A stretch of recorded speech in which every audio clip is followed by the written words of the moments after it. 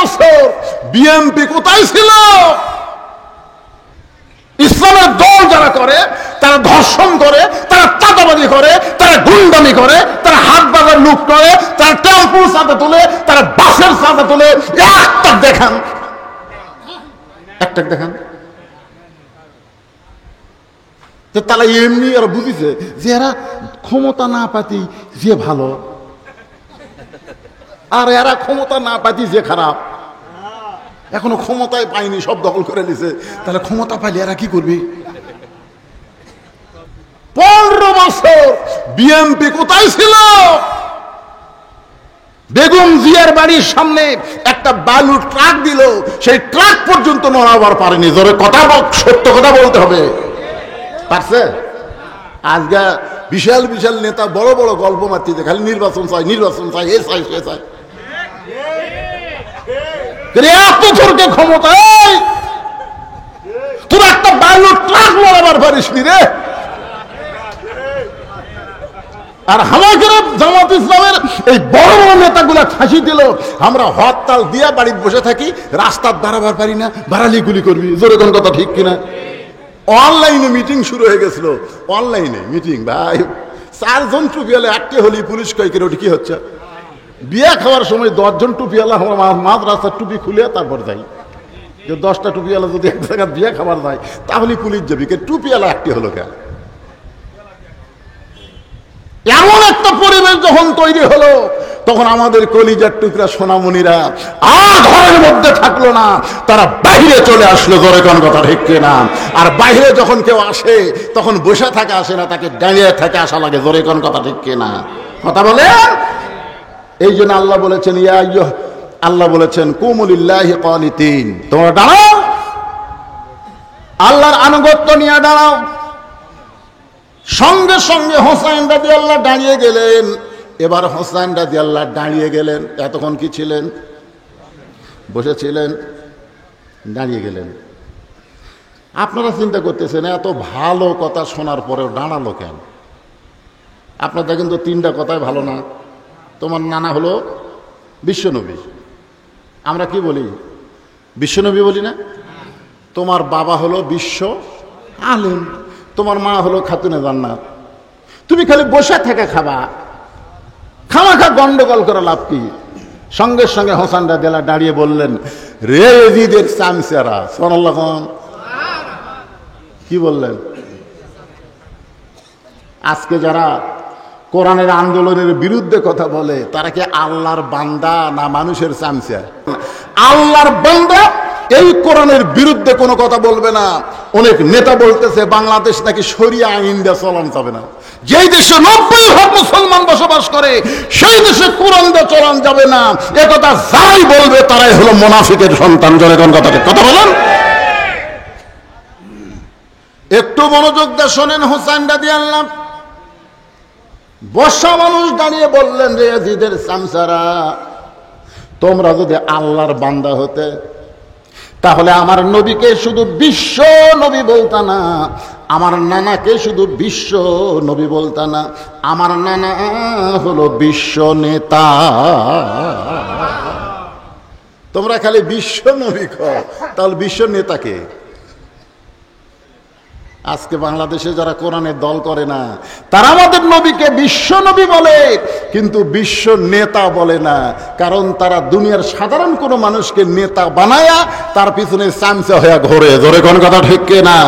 এখন একটা স্লোগান দেওয়া লাগবে, আমার নেতা তোমার নেতা। কলিজা থেকে অন্তর থেকে বলবেন বিশ্ব নবী মোস্তফা। বলতে পারবেন না ভাইজান? আমার নেতা তোমার নেতা আল্লাহ। যারা বলেনি আল্লাহ কঠিন হাসরের ময়দানে নবীর সুপারিশ যেন তাদের ভাগ্যে হয় না। আর একবার চান্স দিলাম, একটু গলা ফাঁক করে বলবেন, আমার নেতা তোমার নেতা বিশ্ব নবীর চরিত্র। লাকাদ কানা লাকুম ফি রাসূলিল্লাহি উসওয়াতুন হাসানাহ।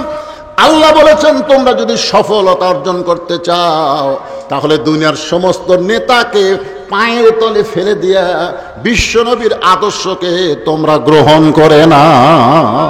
এ কথা কার? আরো জোরে বলেন। বাজান একটু মনোযোগ দেবেন। হোসাইন রাদিয়াল্লাহু বললেন, বান্দা হতে তাহলে আমার বাবাকে শুধু বিশ্ব আলেম বলতে না, আমার বাবা হলো বিশ্ব বীর। কি বলছে? তোমার বাবা হলো বিশ্ব আলেম। হোসেন বলতেছে তোমরা যদি মুসলমান হতে তাহলে আমার বাবাকে শুধু বিশ্ব আলেম বলতেন, আমার বাবা হলো বিশ্ব বীর। তোমরা যদি আল্লাহর বান্দা হতে তাহলে আমার মাকে শুধু খাতুনে জান্নাত বলতা না, আমার মা হলো ফাতেমাতুজ জোহরা। তোমরা একটা বলো, একটা বাদ দাও। আমার নানাকে তোমরা বিশ্বনবী বলো, কিন্তু অন্য কোনো মানুষকে তোমরা বিশ্ব নেতা মনে করো। এখন আমাদের বাংলাদেশে নবী ছাড়া অন্য মানুষকে যে আপনি নেতা মনে করে তার পিছনে আপনি ঘুরতেছেন। আল্লাহ কোরআনে বলেন, وقال الذين كفروا ربنا أرنا اللذين أضلانا من الجن والإنس نجعلهما تحت أقدامنا ليكونا من الأسفلين الله أكبر। আপনারা কি মনে করতেছেন এই চামচাগুলোকে যখন আল্লাহ জাহান্নাম দিবে তখন চামচাগুলো বলবে, আল্লাহ যাদের নেতৃত্বে আমরা দল করলাম, যাদের নেতৃত্বে আল্লাহর কোরআন বুঝলাম না, নবী বুঝলাম না, আপনি শুধু আমাদেরকে জাহান্নাম দিবেন, কিন্তু যাদের কথা মতো আমরা চললাম তাদেরকে আপনি কি জাহান্নাম দিবেন না? আল্লাহ বলে তাদেরকেও জাহান্নাম দেওয়া হবে।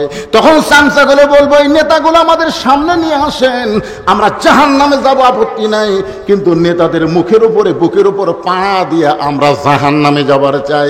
তাহলে দুনিয়ার মানুষকে নেতা ভাবলে ওই নেতার সঙ্গে জাহান্নামে যাওয়া লাগবে। আর বিশ্বনবীকে যদি নেতার আসন দেন, আপনি জাহান্নামে যাবার চাইলেও বিশ্বনবী সুপারিশ করে আল্লাহর জান্নাতে নিয়ে যাবে। তাহলে নেতা হিসেবে গ্রহণ করা লাগবে কাকে? আজকে কারে বলেন? এই শিক্ষার শীর্ষক আলোচনায় আপনারা খেয়াল করবেন, হোসেন রাদিয়াল্লাহু বললেন আমার বাবা শুধু বিশ্ব আলেম না, আমার বাবা হলো বিশ্ব বীর। তোমরা খালি আলেম বলো, প্রত্যেকটা আলেমকে বীর হওয়া দরকার আছে না নাই?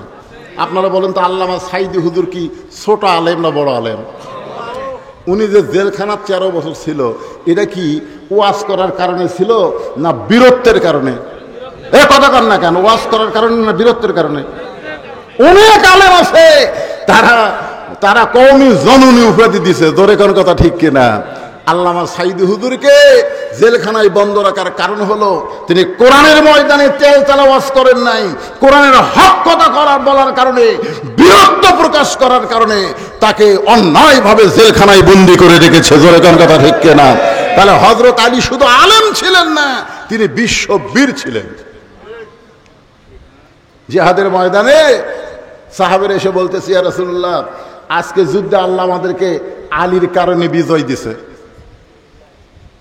রাসূল বললেন কেমনে? বলে হুজুর আপনি বিশ্বাস করবেন? কই করবো না মানে তোমরা বলতেছো? কই হুজুর ওই যে কামুজ দুর্গের দরজা, এই দরজাটা হযরত আলী ঢাল যখন পড়ে গেল, উপর হয়ে ঢালটা না নিয়ে এক দৌড়ে গিয়ে কামুজ দুর্গের দরজা বাম হাতে হ্যাঁচকা টান দিল, আর দরজা খুলে তার হাতত চলে আসলো। যেই দরজা লাগাতে 70 জন লোক লাগে, খুলতে 70 জন লোক লাগে, লোহার সেই দরজা, একটা দুর্গের দরজা ঢাল বানাছে, তাও ডান হাতে লয় বাম হাতে।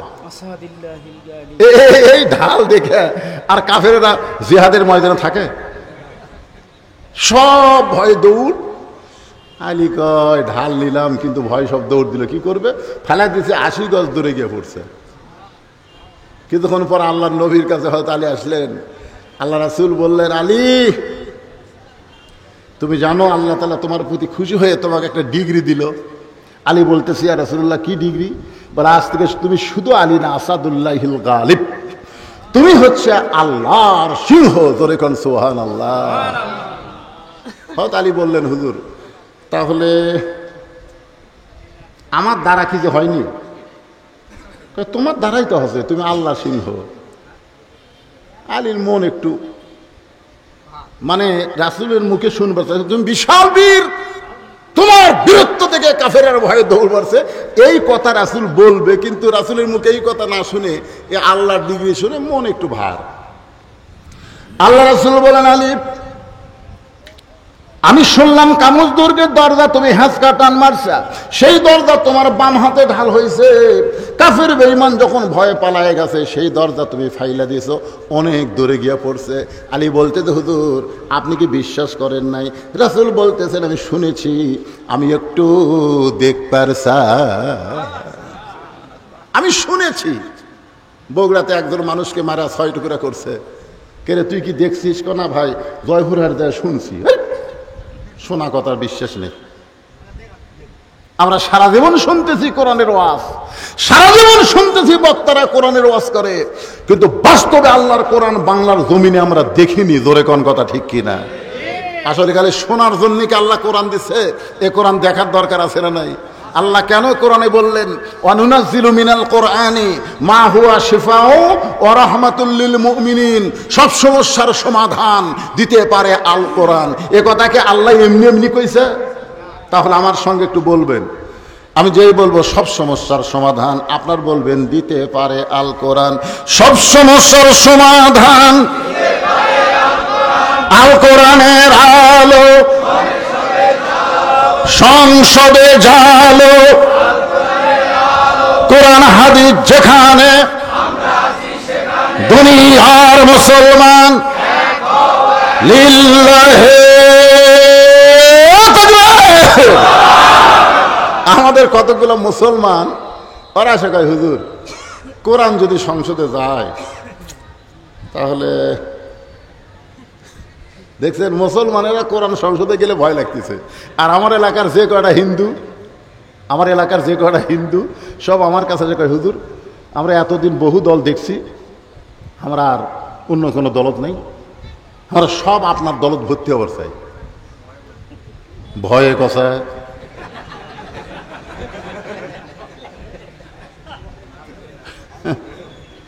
ভয়ে বলে কষায়। আরে পাগলা, কোরআনের যারা কর্মী, কোরআনের যারা দল করে, আজও পর্যন্ত গোটা বাংলাদেশ অনুবেক্ষণ যন্ত্র দিয়ে খুঁজে দেখেন, কোন জায়গার তারা চাঁদাবাজি করতেছে না, কোন জায়গার তারা দুর্নীতি করতেছে না, কোন জায়গার তারা মানুষকে মারতেছে না। জোরে কথা কন না কেন? খোঁজেন, আপনার এলাকা খোঁজেন। ইসলামের দল যারা করে তারা ধর্ষণ করে, তারা চাঁদাবাজি করে, তারা গুন্ডামি করে, তারা হাট বাজার লুট করে, তারা টেম্পুর সাথে তোলে, তারা বাসের সাথে তোলে। একটা দেখান,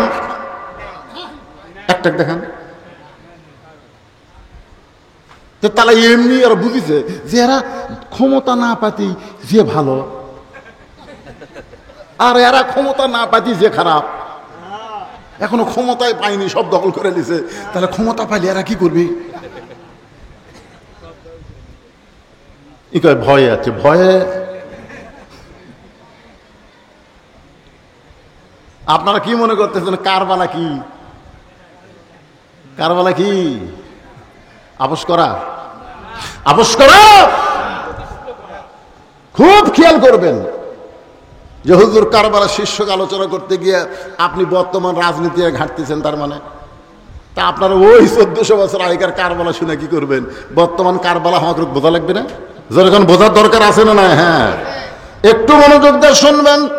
আল্লাহ কোরআনে বললেন অনুনাজ্জিলু মিনাল কোরআনি মা হুয়া শিফাউ ওয়া রাহমাতুল লিল মুমিনিন। আল্লাহু আকবার। হযরত আলী শুধু কি ছিল না, আলেম ছিল না, তিনি একটা বীর ছিলেন। রাসূল বলেন আলী আমি একটু দেখতে চাই। আলী বললেন চলেন হুজুর আপনাকে দেখায়। নবী আর হযরত আলী দুইজন একসঙ্গে যায়। ওই যে দরজা পড়ে আছে কামুজ দুর্গের দরজা, আল্লাহ রাসূল বলেন আলী দরজা, বলে হুজুর এখান থেকে দরজা ফেলে দিছি বাম হাতে, ওই জায়গায় গিয়ে পড়ছে। রাসূল বলেন চলো তো।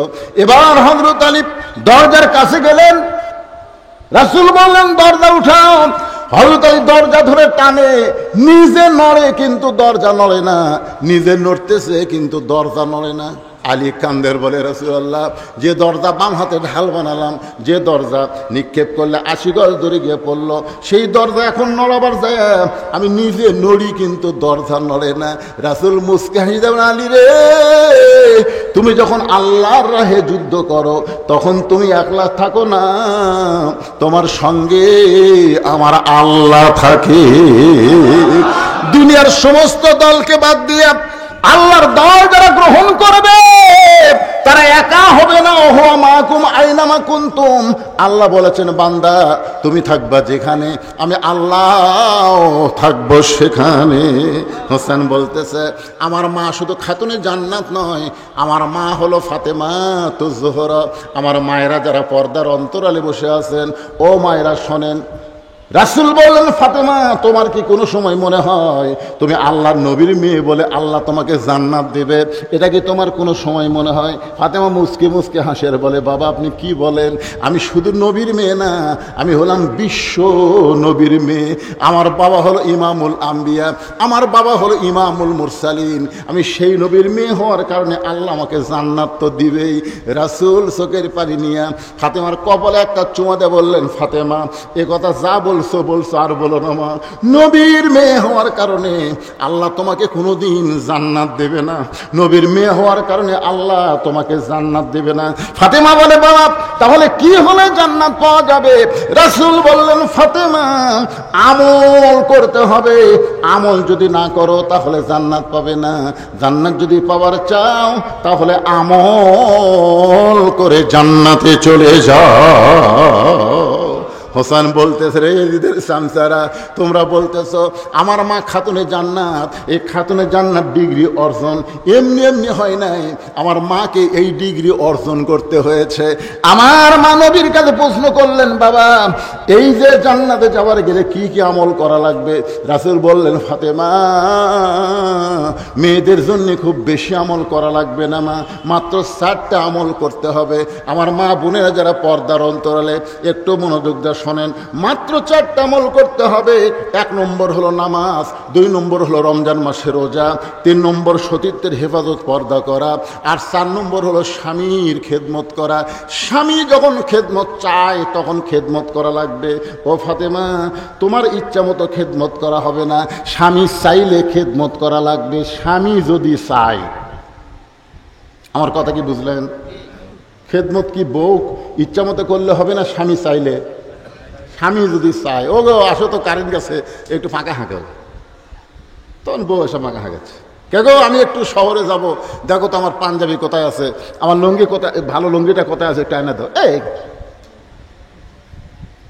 কিন্তু না, কারেন্ট আছে, উনি সেই ফ্যান বন্ধ করে দিয়ে তাল ফাঁকার বাতাস করতেছে। স্বামী বলতেছে কি ব্যাপার, কারেন্ট আছে তো? কারেন্ট থাকলে আমি জান্নাত কেমনে যাই, এই জন্য কারেন্টের ফ্যান বন্ধ করে দিয়ে বাতাস করতেছি। স্বামী কয় কি বউ রে, কারেন্ট থাকার পরে তাল পাকা দিয়ে বাতাস করে, এ বউ পাওয়া ভাগ্যের ব্যাপার। কিছুক্ষণ পরে বাম হাত দিয়ে বাতাস করে আর ডান হাত দিয়ে স্বামীর কপাল টিপতেছে, ভুরু টানতিছে, গাল টিপতেছে, পায়ের বুড়া আঙ্গুল টানে আর বাতাসও করে। স্বামী কয় কে আগো এত খেদমত করতেছে? আপনার পায়ের তলে আমার জান্নাত। আগেকার মৌলবীরা এই ভুয়া ওয়াজ করছে, ভুয়া ওয়াজ। আসলে স্বামীর পায়ের তলে বইয়ের জান্নাত না, জান্নাত কোনো মরদ মানুষের পায়ের তলে না, জান্নাত হলো মেয়ে মানুষের পায়ের তলে। সেই মেয়ে মানুষ যদি মা হয়, জোরে কোন কথা ঠিক কে না? আজ থেকে আপনারা শুনে নেন, কোনো মরদ মানুষের পায়ের তলে জান্নাত নাই, জান্নাত হচ্ছে মেয়ে মানুষের পায়ের তলে। সেই মেয়ে যদি কি হয়, তাও সব মানা কি সব মা। একটু মনোযোগ দেবেন, ফাতেমা তো জোহরা এই ডিগ্রিটা এমনি এমনি হয় নাই। রাসূল বললেন ফাতেমা স্বামী যখন খেদমত চাবে তখন স্বামীর খেদমত করবা। এখনই খেদমত করে স্বামীর মন খুশি করে দিস। কিছুক্ষণ পরে এই পাও লোক টানতেছে, চুল টানতেছে, মানে মাথা টিপা দিচ্ছে আর পাঁকার বাতাস করতেছে আর গুনগুন করে কাঁদতেছে। স্বামী চমকাটা বলে কে কেউ কান্দো কেন? বলে কান্দার কারণ আপনাকে বলে লাভ নাই, এমনি এমনি এই গুনগুন করে কান্দে। স্বামী বলতেছে এই বাতাস বন্ধ করে, কি জন্য কান্দো সেটা কও। আমি কাঁদতেছি, আপনি বলে লাভ কি? স্বামী কয় কত কি জন্য কান্দো? বলে আমার কান্দার কারণ বলে লাভ নাই তো। আবার কই বলে লাভ, বলে দেখো তো। তখন বলতেছে আমার কান্দার কারণ হলো তোমার বাপ আর মাও।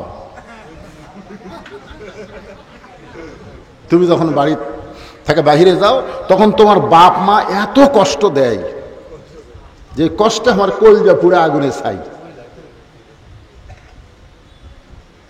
ওগো প্রাণের স্বামী, আমি তোমার সঙ্গে একটু জান্নাতের সংসার করবার চাই, কিন্তু এই বুড়া বুড়ির অত্যাচারে আমার আর জান্নাতের সংসার করা হলো না। এই কয়ে পাকা হ্যাঁকায় আর কয়, তুমি যদি ওই বাপ মাকে সঙ্গে করিলে থাকবার চাও তাহলে আমাকে বাপের বাড়ি পেরে দাও, আর আমাকে নিয়ে যদি সুখের সংসার করবার চাও তাহলে বুড়া বুড়ি বাদ দেওয়া লাগবে, অমা আলাইনা ইল্লাল বালাক, মানে আমার ওয়াজ শেষ।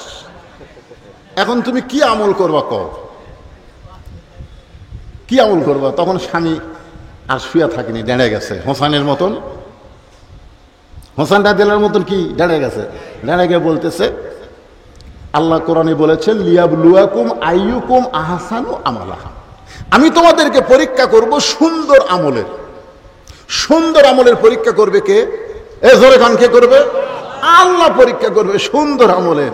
তো এই মুহূর্তে আমি দাঁড়ায় সুন্দর আমল করতে চাই। বউ বলতেছে কি সুন্দর আমল করবেন? বলে সুন্দর আমল হলো কাপড় চুপুর যা আছে ব্যাগের মধ্যে তোল। সুন্দর আমল হলো কাপড় চুপুর তোর যা আছে, শাড়ি গয়না যা আছে ব্যাগের মধ্যে তোল, তোকে বাপের বাড়ি পাঠা দেবো। যদি দেরি করিস তাহলে 3 তালাকের একটা ভ্যান ডাকবো। ভ্যানের নাম হলো কয় তালাক? 3 তালাক। কারণ আল্লাহ বলেছেন ওয়াকাযা রাব্বুকা আল্লা তা'বুদু ইল্লা ইয়্যাহু ওয়া বিল ওয়ালিদাইনি ইহসানান। আল্লাহর পরেই হলো বাপ মা, আর সেই বাপ মার বিরুদ্ধে তুই আমার কাছে ওয়াজ করতেছিস, আর তোর পাকার বাতাস খামো, তোর মাথা টিপানো, তো 3 তালাকের গাড়ি করে বাপের বাড়ি পাঠা দেবো রে। তোর মতন বউ সকালে বাপের বাড়ি যাবি, বিকালে আমি মরদ বিয়া করবো। তুই মরে গেলেও হওয়ার টেনশন নাই, তোকে ছাড়া দিলেও বইয়ের অভাব নাই, যা। কিন্তু আমার বাপ মা যদি মারা যায়, কিয়ামত পর্যন্ত কাঁদলে আমি বাপ মাকে আর ফিরে পাবো না। যেটা পাওয়া যাবে না সেটাকে চাপে ধরবো, আর যেটা পাওয়া যায় সেটাকে আমি না রাখবো। সঙ্গে সঙ্গে বউ দৌড়েছে, পাও ধরে বলতেছে, আসলেই তুমি আল্লাহর ওলি গো, তুমি আসলে আল্লাহর ওলি, তোমাকে ধোকা দিয়ে কাম হবে না। আল্লাহ নবী বললেন, ফাতেমা, মেয়েদের জন্য সবচাইতে সুন্দর আমল হলো পর্দা। তোমার পর্দা যদি ঠিক না থাকে, তো যতই নামাজ পড়ো, যতই রোজা করো, যত ইবাদত করো, একটা ইবাদত আল্লাহর দরবারে কবুল হবে না। সমস্ত আমলের মধ্যে 1 নম্বর হলো পর্দা। এই ফাতেমা পর্দাকে গ্রহণ করলেন। সবাই আপনারা ওয়াজ শুনেছেন মা ফাতেমার, এমনভাবে পর্দা গ্রহণ করলেন, রাতের অন্ধকারে দুনিয়া থেকে তিনি বিদায় নিলেন। রাতের অন্ধকারে তাকে দাফন করা হলো। রাতের অন্ধকারে যখন হযরত আলী বলতেছে, আল্লাহ এই পর্দানিশীকে আমি তোমার কাছে দিয়ে গেলাম, তুমি তাকে কবুল করে নাও। এ দোয়া করার পরে তাকায় দেখে সামনে কয়েকটা পুরাতন কবর দেখা যায়। এই মাত্র ফাতেমার কবর দিল, সেই কবরটার নাই। পুরাতন কবর দেখে, নতুন কবর নাই। গোটা জান্নাতুল বাগে হযরত আলী দৌড়ায় আর বলে, ফাতেমার কবর, ফাতেমার কবর। কে যেন বলতেছে, আলী রে, তুমি যতই খোঁজো ফাতেমার কবর আর খুঁজে পাবা না। ফাতেমা পর্দানিশী, আমি আল্লাহ জহুরা ডিগিরা দিয়া ফাতেমার কবরটাকে কিয়ামত পর্যন্ত পর্দা করে দিয়েছি। তাহলে আমার নানা শুধু বিশ্ব নবী নয়, আমার নানা হলো বিশ্ব নেতা। আমার বাবা শুধু বিশ্ব আলেম নয়, আমার বাবা হলো বিশ্ববীর। আমার মা শুধু খাতুনে জান্নাত নয়, আমার মা হলো ফাতেমাতুজ জোহরা। তোমরা যতই ধোকা দাও, যতই বোকা বানানোর চেষ্টা করো, ওই লম্পট ইয়াজিদের হাতে আমি বায়াত গ্রহণ করব না। বিশ্বাস সিন্ধুই লম্বা ঘটনা বলা হয়েছে। কুফার কিছু মুসলমান বলল যে, হোসাইন, আমরা ইয়াজিদের হাতে বায়াত গ্রহণ করি নাই, আমরা আপনার হাতে বায়াত গ্রহণ করতে চাই। নোমান ইবনে বশির তখন কুফার গভর্নর ছিল।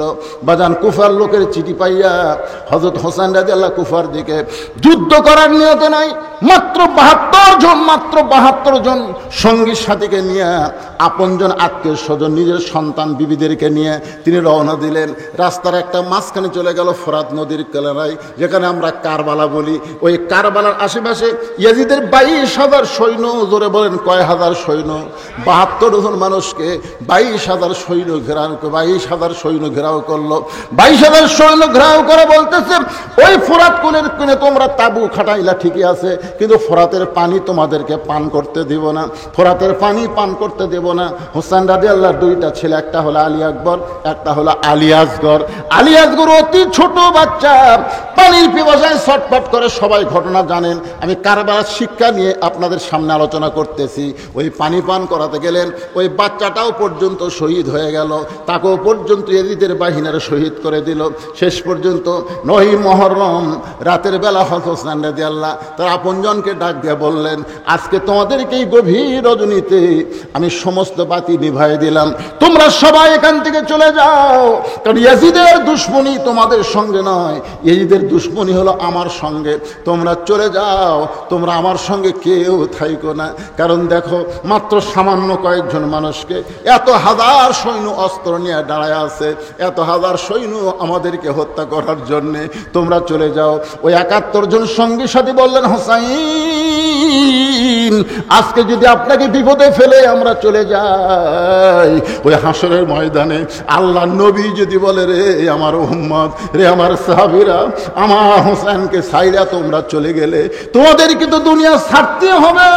ছাইরা চলে গেলে কয়দিন থাকবে, তারপরে তো তোমাদের দুনিয়া ছাড়তে হবে। দরকার হলে আপনার সঙ্গে থেকে আমরা নবীরা হালকে মহব্বত করে, হোসেনকে মহব্বত করে আমরা জীবন দিব, কিন্তু আপনার সঙ্গ আমরা ত্যাগ করব না। মহব্বত, এরই নাম হলো ভালোবাসা। বাজান, হোসেন রাদিয়াল্লাহকে যদি ভালোবাসেন, তাহলে সেই ভালোবাসাটা কি? আল্লাহ রাসূলকে আল্লাহ একদিন বললেন, হে রাসূল, আপনাকে যারা ভালোবাসে তাদেরকে বলে দেন ভালোবাসাটা কি। কুল, আপনি বলেন, ইন কুনতুম তুহিব্বুনাল্লাহ ফাত্তাবিউনি ইউহিব্বুকুমুল্লাহ। কেউ যদি আল্লাহকে ভালোবাসতে চাও, তাহলে আমি নবীকে ইত্তেবা করো, আমি নবীকে ইত্তেবা করো। আল্লাহ নবীকে পুরাপুরি ইত্তেবা করেছেন হযরত হোসাইন। গভীর রাত্রে 9ই মুহররম, একটু খেয়াল করবেন, গভীর রাত্রে 2 জন সাহাবী হোসাইনের কাছে আইছে। জোরে কোন কয়জন? 2 জন সাহাবী। একজন হলো আব্দুল্লাহ ইবনে ওমর, আর একজন আব্দুল্লাহ ইবনে মাসউদ। আমি কিছুক্ষণ আগে যে 2টা সাহাবীর নাম বললাম, আব্দুল্লাহ ইবনে ওমর আর আব্দুল্লাহ ইবনে মাসউদ, গভীর রাত্রে এসে হোসেনকে বলতে, হোসেন আগামীকাল তোমাকে হত্যা করার জন্য এরা সর্বাত্মক ব্যবস্থা নিয়েছে। এই গোপন খবর আমাদের কাছে যাওয়ার কারণে আমরা মদিনা থেকে কষ্ট করে তোমার কাছে আইলাম। হোসেন, তুমি এখান থেকে আমাদের মাধ্যমে ইয়াজিদের হাতে বায়াত হও, হাতে বায়াত গ্রহণ করো, তাহলে আমরা বুঝে শুনে ইয়াজিদ বাহিনীকে এখান থেকে হটায় দিবার পারবো। আমরা 2 জন এসেছি তোমার সঙ্গে একটু সন্ধি করার জন্যে। তুমি শুধু বলো যে আমার আত্মীয় স্বজন এই 72 জনকে নিয়ে আমরা কি করবো, ইয়াজিদের হাতে বায়াত গ্রহণ করব। সঙ্গে সঙ্গে হোসাইন রাদিয়াল্লাহু বললেন, আব্দুল্লাহ, ও আব্দুল্লাহ, তুমি সত্যি করে বলো, হুসাইন রাদিয়াল্লাহু তাআলা যেই কাজ করতেছে এইটা কি ইসলামের কাজ, নবীর কাজ, না তোমরা যেটা করতেছো ওটা নবীর কাজ, ইসলামের কাজ? একটু সত্যি করে বলো। আব্দুল্লাহ, তোমার কি মনে আছে? আমার মনে আছে। আব্দুল্লাহ রে, একদিন জুমার দিনে তোমার বাবা খুতবা দিচ্ছিল, আমি হুসাইন এক সাইডে বসেছিলাম। তোমার বাবা যখন লম্বা জুব্বা পরে খুতবা দেয়, এমন সময় পিছন থেকে একজন সাহাবী দাঁড়িয়ে বললেন, ওমর, আপনার খুতবা আমরা শুনবো না, আপনার খুতবা আমরা শুনবো না। ওমর ফারুক বললেন, আমার অপরাধ কি? বলে, আপনার অপরাধ হলো আপনি লম্বা জুব্বা পরে আমাদেরকে খাটো পাঞ্জাবি দিয়েছেন। যতক্ষণ পর্যন্ত আপনার লম্বা জুব্বার কাহিনী না বলবেন, ততক্ষণ আপনার খুতবা আমরা শুনবো না। আব্দুল্লাহ, তুমি বলো তো, তোমার বাবা তো ইচ্ছা করলে ওই লোকটাকে ধরে হত্যা করতে পারতো, যে আমি লম্বা জুব্বা পরেছি, তোর বাজলো কোন জায়গায়? কিন্তু তোমার বাবার চোখটা দর দর করে পানি পড়তেছিল।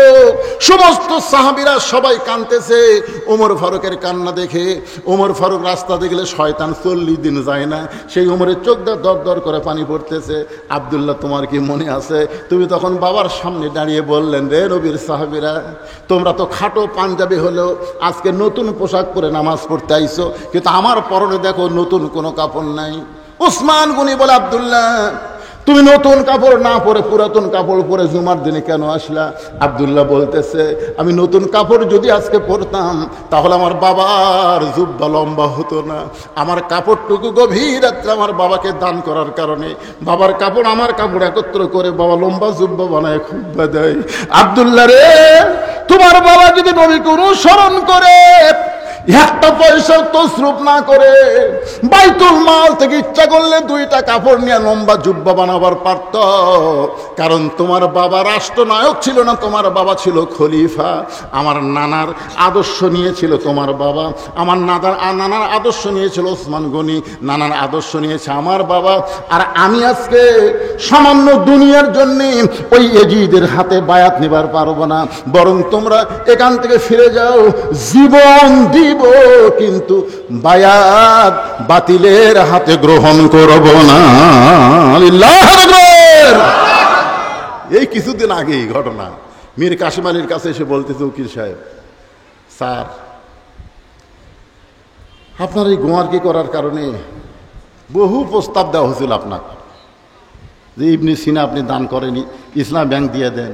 আপনি এই প্রস্তাবগুলো গ্রহণ করলে আজকে আপনার ফাঁসি হয়, আজকে রাত 12টায় আপনার ফাঁসি হবে। তো মীর কাসেম আলী মুসকি মুসকি হাসি আর কয়, আলহামদুলিল্লাহ। উকিল বলতেছে, স্যার রাত 12টায় ফাঁসি হবে, এটা শুনে আলহামদুলিল্লাহ বলতেছেন? মীর কাসেম আলী বলে, এখন কয়টা বাজে? বলে এখন বাজে হচ্ছে রাত 9:30। কয় তাহলে এখন 2.5 ঘন্টা পরে ফাঁসি হবে। তা 2.5 ঘন্টা খামাকাছে আপনার থেকে লাভ কি? আমি 2 ঘন্টা ঘুম পাড়ি, 2 ঘন্টা ঘুম পাড়ি, যদি চেতন না পাই তাহলে তুমি এসে আমাকে ডাক দিও। উকিল কান দেওয়ার কয়, পাগলা রে, ফাঁসি হবি ওরি, উনি বলে ঘুম পাড়বি, চেতন যদি না পাই তাহলে আমি বলে ডাক দেব। উকিলের নাম হলো তাজুল ইসলাম। মনে মনে চিন্তা করতেছে, ফাঁসির চিন্তায় লোকটা পাগল হয়ে গেছে, ফাঁসির কন্ডম সেল থেকে বাইরে চলে গেছে। যেই 11:30 বাজে, রাত যখন 11:30, তখন দৌড়ে এসে দেখে মীর কাসেম আলী নাক ডেকা ঘুম পাড়তিছে। উকিল কয়, মাত্র 8 ঘন্টা আছে, যে ঘুম পাড়তিছে ডাক না দিলে তো চেতনই পাবি না। কথা আছে 8 ঘন্টা আগে ডাক দেওয়ার। পায়ে ঝোঁকায় চেতন করে বলতে, স্যার লাভ ধরে বলতেছে, ফাঁসির কি সময় হয়েছে? না স্যার, এখন 8 ঘন্টা আছে। আলহামদুলিল্লাহ। উকিল বলতেছে, স্যার 8 ঘন্টা পর ফাঁসি হবে, আপনি আল্লাহর শুকরিয়া আদায় করলেন। বলে 8 ঘন্টা সময় যখন হাতে আসে তখন কি করব? তিনি ওযু করে এসে 2 রাকাত নামাজ পড়ে সূরা মুলক আর সূরা মুজাম্মিল তেলাওয়াত করে সুন্দর পাঞ্জাবি ফাঁসির কন্ডম ছেলে যেটা ছিল ওটা গায়ে দিয়া চিরুনি দিয়ে মাথা হাঁচড়ায় বলতেছে, উকিল আমাকে কেমন লাগতেছে? উকিল বলে, আপনি পাগল না? আপনি বিয়ে করবার যাচ্ছেন না শ্বশুর বাড়ি যাচ্ছেন? ফাঁসির মঞ্চে আপনাকে যাওয়া লাগবে। মীর কাসেম আলী মুসকি মুসকি হাসিয়ার বলে, উকিল ফাঁসি হবে আমার, আর কাঁদতেছে তুমি? তুমি জানো না 2 ঘন্টা ঘুমের ভিতরে আল্লাহ তাআলা আমাকে দেখাইছে ফাঁসির মঞ্চের মাধ্যমে 8টা জান্নাতের দরজা খুলে ধরা হবে। 72 জন সাথী তারা জানে মরা লাগবেই। জোরে কোন কথা ঠিক কিনা? আজও বাংলার মুসলমান আমরা জানি মরা লাগবেই। কি মনে করতেছেন? আজকে যখন এখানে যখন আসি আসরে যখন আজান দেয়, ঠিক ওই সময় আমার ভাতিজা গ্রাম সম্পর্কে বকরি চড়াচ্ছে রেল লাইনে, এরকম বসে আছে, মাথার ছাতি দিয়ে বসে আছে, আর বকরি রেল লাইনে ঘাস খাচ্ছে। একটা ইন্টারসিটি অনেকবার হুইসিল দিছে, ওই শোনেনি, ওই বসে আছে। গাড়ি অক মারে দিয়ে চলে গেল। এ আসরে আজান, আজকে আসরে আজানের সময় দেখতে গিয়ে দেখি মাথার মগজ সব ছিঁড়ে গেছে। আপনি বলেন তো, উনি যে রেল লাইন হয়ে বসেছিল বকরি ছেড়ে দিয়ে, ওই কি মনে করছিল যে এখন আমার মৃত্যু হবে? আপনারা কি ভাবতেছেন? কি ভাবতেছেন? মরা যখন লাগবেই ওই 4 তলা 5 তলার দিকে তাকায় মরেন না।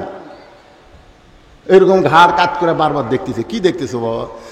হুজুর 6 তলার ভিত দিছি তো 4 তলা হচ্ছে, রড বার করে হুজুর দোয়া করবেন, দোয়া করবেন 6 তলা দান কমপ্লিট করবার পারি। আমার আশা হুজুর 6 তলা। 2 কান্দে 2 ফেরেশতা কইতে শয়তান রে নিস্তালা। নিচতলা, মানে একতলাও না, তোর জায়গা হলো নিচতলা। ধরে কোন কয়তলা, কথা কন না কেন? যাওয়া যখন লাগবেই, তাহলে যে কয়দিন সময় আছে আজ থেকে আমরা তওবা করে কি হোসেনের দলে আসতে পারি না? কথা কন, কারা কারা রাজি আছেন? দুই হাত তুলে একটু আল্লাহকে দেখান তো বাবা। আল্লাহ, আল্লাহ হোসেনের দলের জন্য আমাদের কবুল করে নাও। ধরে কোন আমিন। হাত নামান।